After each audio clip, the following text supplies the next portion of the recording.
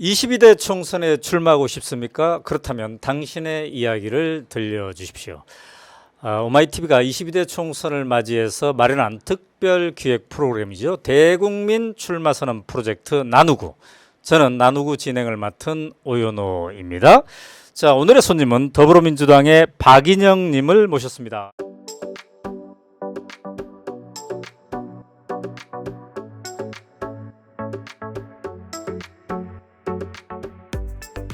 안녕하세요. 반갑습니다. 박인영입니다. 네, 부산에서 오셨죠? 네, 부산에서 왔습니다. 네, 지역구가 부산 금정구네요. 네, 금정구 네. 출마 준비하고 현역은 있습니다. 누굽니까?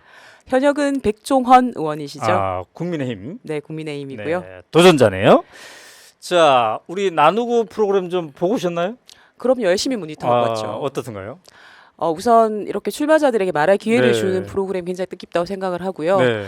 굉장히 이제 한 번은 넘어야 될 관문이라고 생각합니다. 네. 그래서 부산에서 달려오셨군요. 그렇습니다. 네. KTX 탔습니까? 못 탔습니까? 비행기 타고 왔습니다. 비행기 타고 왔습니까? 네. 아유, 우리가 비행기 값을 드려야 되겠는데. 잘 만들어야 되겠네, 이거. 네. 그죠? 비행기 값 이상을 뽑아가도록 하겠습니다. 자, 그러면 5분간의 첫 인터뷰 시작해 보도록 하겠습니다. 자, 부산의 금정구. 금정구는 부산 중에서도 또 어떤 곳인가요? 금정구는 부산의 관문이라고 볼 수 아. 있고요. 그리고 그 대학이 4개가 있고 네. 뭐 범어사, 부산대 이렇게 있는 굉장히 살기 좋은 동네. 그래요. 네, 그렇습니다. 부산이 지금 18개 선구가 있죠? 네, 그렇습니다. 네. 그 중에 하나가 이제 금정구. 네. 네.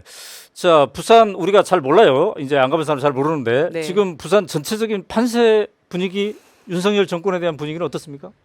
저는 네. 그 기름이 이렇게 기화되면서 유증이 꽉 찬 분위기라고 생각이 듭니다. 네. 이게 음. 불을 당기면 네. 확 폭발할 수 있는데 네. 창문을 열어버리면 네. 이렇게 김이 빠져버리는 어. 그 기로에 서 있다. 그래요. 시민들이 윤석열 정권에 대한 굉장히 음. 화가 나고 네. 심판하고 싶은 건 꽉 차 네, 있지만 네, 네. 이것을 과연 이제 저희 민주당이 음. 불을 붙일 거냐, 네. 네, 환기를 시켜버릴 그래요. 거냐 기로다라고 네. 생각합니다. 자, 이 박인영님하고 네. 이 금정구의 인연은 어떻게 됩니까? 저는 저희 금정구가 1988년도에 처음 네. 개청을 했거든요. 근데 제가 1983년도에 금정구 이사 갔으니까 제 1호 금정구민인 셈이죠. 아, 그래요? 제가 거기서 금정구청 개청을 지켜봤습니다. 아, 그렇군요. 근데 보니까 정치 이력이 꽤 깁니다. 구의원부터 출마했다고요? 네, 출발? 제가 네. 보시기에 되게 젊어 보여서 네, 그래요. 그렇죠. 그래서 네. 제가 경력이 짧다고 생각하실 수 있는데요. 네. 제가 29살에 부산 최연소로 어. 구의원으로 당선되고 어. 내리 3선을 하면서 12년 구의원 그리고 어허. 시의원을 한번 네. 하면서 네. 선출직 경력만 16년이죠. 아, 그래요? 네. 선출직만 16년. 전체로 하면 정치 경력? 전체로 하면 제가 이제 네. 26살에 네, 네. 열린우리당 창당을 할 때 네. 당에 들어가서 당시 그때 복사 아르바이트하러 갔었는데 그 네. 당시에 젊은 여성 대변인을 기용하는 게 음. 전체적인 정치의 분위기였습니다. 어. 그래서 열린우리당 부산시당에서도 막 찾다가 네. 네 무슨 과 나왔지? 그래서 네. 정치외교학과 나왔는데 네가 하면 되겠네. 너네. 예, 그래서 제가 대변인으로 발탁이 되거든요. 알바에서 대변인으로. 그렇죠. 복사알바에서 대변인으로 바로 발탁되는. 그래서 네. 그렇게 치면 경력 20년이라고 볼 수 있습니다. 아, 그렇구나. 네. 야, 이 방송 지켜보고 있는 청년들이 네. 한번 도전해 볼 만하네. 부산에서는 그래서 저 이후에 네. 이렇게 박인영 따라가자라고 하는 게 흐름이 있습니다, 분명히. 박인영 따라벽이. 그렇죠. 이게 첫 번째 문을 여는 사람은 어렵지만 뒤에 따라오는 사람들은 그래도 길이 아하. 있으면 조금 낫지 않을까. 자, 그렇게 이제 알바생으로 시작했는데, 네. 이게 해보니 내가 정치에 좀 맞네 이렇게 느낀 순간은? 다른 사람들을 위해서 뭔가를 하면 기뻐요. 네. 그래서 네. 그 재미를 느끼고 나니까 음. 이 일을 계속 해야겠다는 생각이 들긴 하더라고요. 기쁘다. 기쁩니다. 네. 어쨌든 뭐 자기가 좋아하는 일이 되는군요. 그렇죠. 이게 세상을 조금 바꾸면 네. 오늘보다 내일이 좀 낫게 그리고 내가 했던 일 덕분에 누군가가 어려운 사람이 좀 나아진다면 그래요. 기쁘더라고요. 막 구의원 16년 네. 막 잘 나간 것 같았는데, 네. 근데 고비가 있었다면? 예, 저희가 2018년도에 부산에서 네. 처음으로 민주당이 네. 부산시장도 당선이 되고 부산시의회도 네. 다수석을 차지하면서 부산을 한번 경영할 수 있는 기회를 처음 맞았거든요. 네. 그런데 그 기회를 이제 그 시장님의 아, 예, 안타까운 일로 그 기회를 놓쳤던 오거돈 시장 때. 네, 음. 시민들에게 실망을 안겨드렸다는 생각 때문에 네. 굉장히 괴로웠습니다. 자, 괴로울 때, 위기에 처할 때 본인은 무엇을 기준으로 어떤 힘을 바탕으로 해서 극복합니까? 저는 세상은 혼자 살 수 없는 것 같아요. 그래서 네. 결국 사람들 속에서 답을 찾는 게 음. 정답이라고 생각하거든요. 네. 정치도 혼자 할 수 없는 거고요. 네. 사람은 혼자 살 수 없기 때문에 네. 세력을 만들고 음. 나와 뜻을 함께하는 사람들을 확인하고 그분들과 함께 헤쳐나가는 거죠. 자, 이제 사전 선거 운동 막 하고 있을 텐데 네. 이게 명함 드리고 인사하고 그러면 반응이 어떻습니까? 요즘?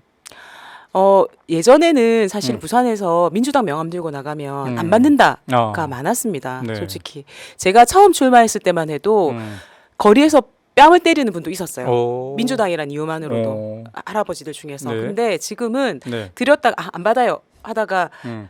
제가 다른 분에게 민주당입니다 이러면 민주당? 음. 그럼 한 장 줘보소 라고 하는 분들이 늘었습니다. 네. 예전에는 민주당 지지자들이 자신의 표현 안 했거든요. 네. 근데 표현이 굉장히 많이 그래요. 늘었다. 자, 이제 슬로건, 중심 슬로건 서서히 정해가고 있나요? 네, 정해가고 있습니다. 어떻게 정했습니까? 위기를 기회로 금정은 박인영. 아, 금정은 박인영. 네. 위기를 기회로. 네. 네. 자, 이제 5분간의 사전 인터뷰 네. 이렇게 이제 하고 지금부터는 10분 동안 네. 혼자서 완전히 통째로 나는 누구인가 설명을 하는 시간을 갖도록 하겠습니다. 감사합니다. 화이팅. 네. 파이팅. 좀 긴장됩니까? 아니요, 즐거울 것 같아요. 네. 자, 즐기면서 하십시오. 그러겠습니다.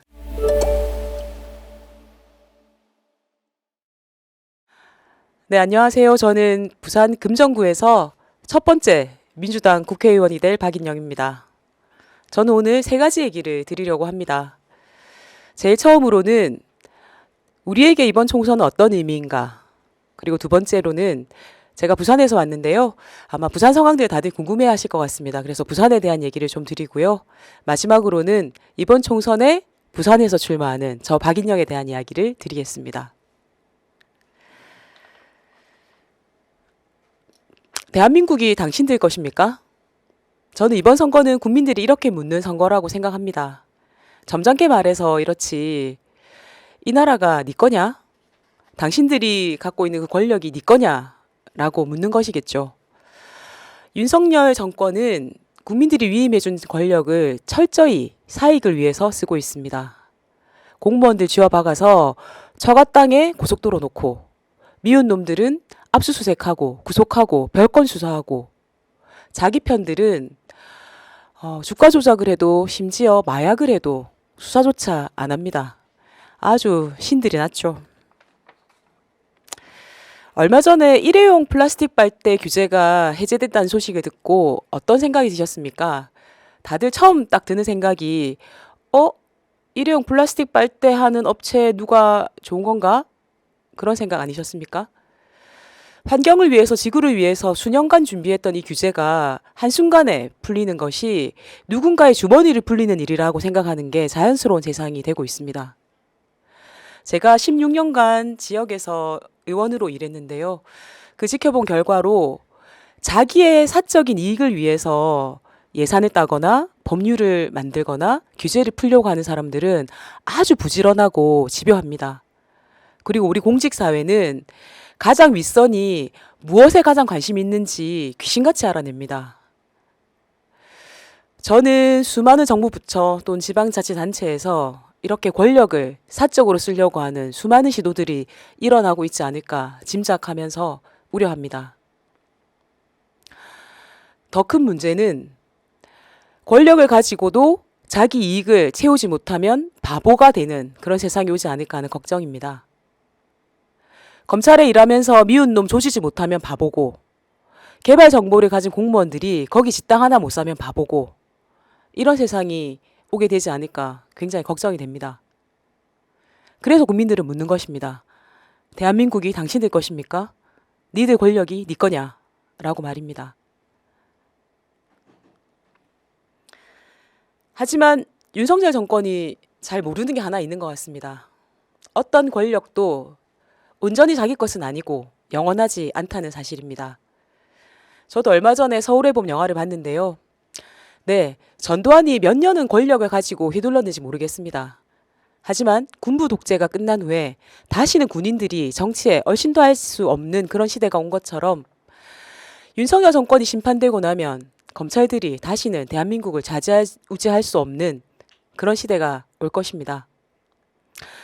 지금은 윤석열 정부가 무소불위의 권력을 휘두르는 것처럼 보이지만 자세히 살펴보면 사실은 검찰 권력, 그것도 한 줌의 검찰 권력으로 방송도, 언론도, 문화도, 경제도 휘두르고 있는 건 아닙니까?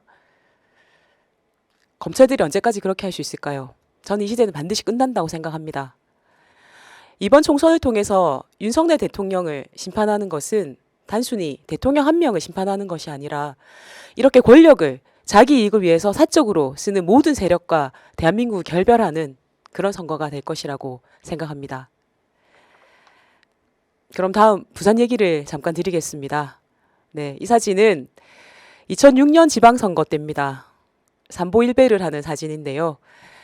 2006년 지방선거는 노무현 대통령이 집권한 지 4년 차, 노무현 대통령을 놀리는 것이 국민 스포츠가 됐던 시기입니다. 그리고 당시 박근혜 새누리당 대표가 얼굴에 칼에 맞는 테러를 당한 직후라서 부산에서는 우리 당 후보들이 명함 들고 거리에 나가지 못할 정도로 분위기가 살벌했습니다. 그래서 저와 몇몇 후보들이 부산을 이렇게 종으로, 횡으로 가르는 삼보일배를 한 번만 살려주십시오. 이런 피켓을 들고 진행했는데요. 결과는 소용이 없었습니다. 2006년 지방선거에서 민주당, 아니죠, 열린우리당은 시장, 구청장, 시의원은 물론이고 2인 선거구, 3인 선거구에서 구의원들도 대거 낙선하는 그런 대패를 하게 됩니다. 부산에서 민주당 출신 국회의원이 당선된 거는 불과 몇 년 전입니다. 2016년인데요. 그마저도 그 다음 선거인 2020년 선거에서는 3명으로 절반으로 줄었죠. 부산시장과 부산시의회는 더욱 심각합니다. 거의 30년 동안 부산시의원은 지역구 당선자가 한 명도 없었어요. 저희가 2018년도에 딱 한 번 이겨봤는데요. 또 그마저도 2020년 선거에는 전멸했습니다. 네, 여기까지 말씀드리니까 부산에서 그래도 출마해 볼 거라고 이렇게 서울에 와서 제 소개를 하고 있는 제가 되게 불쌍해 보일 것 같은데요. 불쌍한 걸로 끝낼 거면 이 얘기를 시작하지도 않았습니다. 부산은 험지가 아닙니다. 다음 볼까요? 1997년 김대중 대통령은 32만 표를 받으셨고요. 2017년 문재인 대통령은 88만 표를 받았습니다. 32만 표가 88만 표가 되기까지 20년의 세월이 걸렸습니다. 하루아침에 된 것은 아닙니다. 이 88만 명은 그냥 자기 한 표 가서 찍는 사람들이 아닙니다. 2002년 노무현 대통령을 만들 때 20대였던 이분들은 부모님하고 싸워가면서 노무현 뽑아라 하던 분들이고요. 2022년 이재명 후보를 위해서는 50대가 된 이분들은 자식들에게 이렇게 용돈 쥐어줘가면서 야, 이재명 한 번만 뽑아주라 하는 분들입니다. 평소에는 학교 선생님이고 과일가게 사장님이고 버스 운전을 하시는 분들이지만 때가 오면 기사를 찾아보고 유튜브를 찾아보고 스스로 알아서 움직이는, 말하자면 수없는 패배에서 단련된 게릴라들입니다. 저는 그래서 이번 부산 선거는 다르다고 자신 있게 말씀드립니다. 민주당만의 힘으로 싸워야 하는 선거라면 아직 부산은 쉽지 않습니다. 하지만 이번 총선은 국민들이 윤석열 정권에게 대한민국 주인은 나다, 네가 가진 권력 내가 위임해 준 거잖아를 확인하는 선거입니다. 그리고 부산에는 무엇보다 수많은 선거에서 단련된 88만 명의 게릴라들이 있기 때문입니다. 그럼 이번 선거에서 부산에서 출마하는 저 박인영에 대한 이야기를 해볼까요? 저는 41살에 부산시 역사상 최초로 여성 부산시의회 의장, 그리고 최초의 더불어민주당 소속 부산시의회 의장, 그리고 전국 최연소 광역의회 의장이라는 기록을 세웠습니다. 정치인들이 웬만한 사고 치지 않고는 하기 힘들다는 지역 일간지 일면, 제가 일면 쫙 펴놓으니까 일면 다 제 사진이 실려 있었어요. 그런 기록을 세웠죠. 그리고 일도 많이 했습니다. 부산은 30년간 국민의힘이 부산시의회를 장악했기 때문에 부산만 고등학교 무상급식이 되지 않고 있었습니다. 그런데 제가 의장에 취임하자마자 고등학교 무상급식 그리고 수학여행비, 교복 지원 2년 만에 다 해치웠습니다. 이 자리에서 다 말씀드릴 수 없을 정도로 많은 일들을 했습니다. 그런데 말입니다. 41살에 민주당, 그것도 여성이 부산의 실질적 넘버 2가 되는 게 쉬운 일이었을까요? 아니요. 이 또한 쉬운 일은 아니었습니다. 1997년 저는 김대중 대통령을 찍었던 대학생이었습니다. 말씀드렸던 32만 명 중에 한 명이죠. 2002년도에는 노사모 회원이었고요. 2006년도 열린우리당으로 부산 최연소 구의원으로 당선되었습니다. 그리고 12년간 구의원을 하면서 최연소 상임위원장, 최연소 부의장을 했죠. 부산에 있었던 수많은 선거에서 5번 정도 대변인으로 일했습니다. 2017년 문재인 대통령의 대변인으로 일할 때는 기자들이 인정을 하지 않을 정도였습니다. 저는 최초 역사를 쓰면서 부산에서 성장해 왔습니다. 수많은 지지자들이 단련돼 왔던 것처럼 저 또한 마찬가지입니다. 그래서 저는 출마하지 않을 수 없었습니다.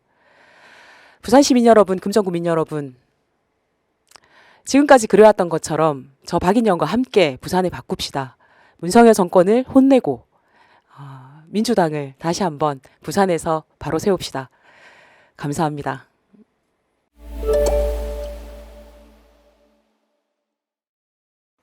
네, 10분 동안 잘 들었습니다. 감사합니다. 잘하셨습니다. 잘했나요? 자, 부산은 더 이상 험지가 아니다 이렇게 말씀하셨는데 네. 이제 부산 지역구 전체가 18석이지 않습니까? 네, 그렇습니다. 희망하는 의석수는요? 저는 이번 네. 선거는 지난 2018년 지방선거 때처럼 네. 이렇게 넘어가면 와르르 넘어가고 이쪽으로 넘어가면 와르르 넘어가는 선거일 거라고 생각을 합니다. 네. 그래서 15석 어, 예상합니다. 18석 중에 15석? 네, 희망합니다. 오, 희망. 네. 아무리 희망이지만 제 눈이 막 지금 커지고 있지 않습니까? 저희가 지난 2018년에 구청장 13분 당선됐거든요. 네, 그런 선거라고 생각합니다. 그럴 수도 있다. 네, 그럴 수 있습니다. 확 넘어갈 수도 있다. 그렇죠. 시민들의 이제 마지막 선택에 따라서 야, 가능하다고 그러면 생각합니다. 최소한의 목표가 있다면 현실적인 목표. 현실적인 목표는 저희가 2016년도에 처음 국회의원들 만들었던 6석. 그때 5석이었는데 보궐선거가 한 번 있어서 6석이었거든요. 지금 민주당 의석은 몇 석이에요? 3석입니다. 아, 3석이다 지금은. 아, 그렇구나. 자, 근데 아까 들어보니까 민주당이 대통령 선거 때 부산에서 32만이었는데 네. 문재인 2012년에는 88만. 네, 88만. 거의 40%를 득표했어요. 그렇죠. 그러니까 이게 충분히 가능성 있는 바닥이다 볼 수 있습니까? 이게 네. 그냥 88만이 된 것이 아니라 그 88만들이 네. 끊임없는 패배 속에서 단련돼 온 거거든요. 아. 이분들은 보통 네. 분들은 아니에요. 음. 이분들 눈치 싹 봐가지고 네. 분위기 될 만할 때 음. 문제 이재명은 어떨까 이렇게 말씀하실 정도로 네. 스스로 움직이시는 분들이거든요. 저는 그래요. 이분들이 준비만 된다면 가능하다 생각합니다. 그리고 아까 그 저 발표 보니까 문재인이 얻은 표랑 이재명이 얻은 표랑 거의 또 비슷하다. 그렇게 큰 네. 차이가 없고. 맞습니다. 네. 네. 자, 그러면 이게 부산에 지금 선거를 치를 때 음. 민주당의 가치 플러스 뭐가 돼야지 이게 제대로 좀 부산이 확 넘어갈 것 같습니까? 민주당 쪽으로? 저는 이번 선거야말로 음. 부산 민주당이 치른 선거가 아니라 네. 부산 시민들과 함께 치른 선거여야 한다라고 생각을 합니다. 그러기 위해서는 뭐가 필요해요? 그러기 위해서는 네. 첫 번째는 네. 이제 민주당이 음. 그 대답을 해야 되는 거라고 생각해요.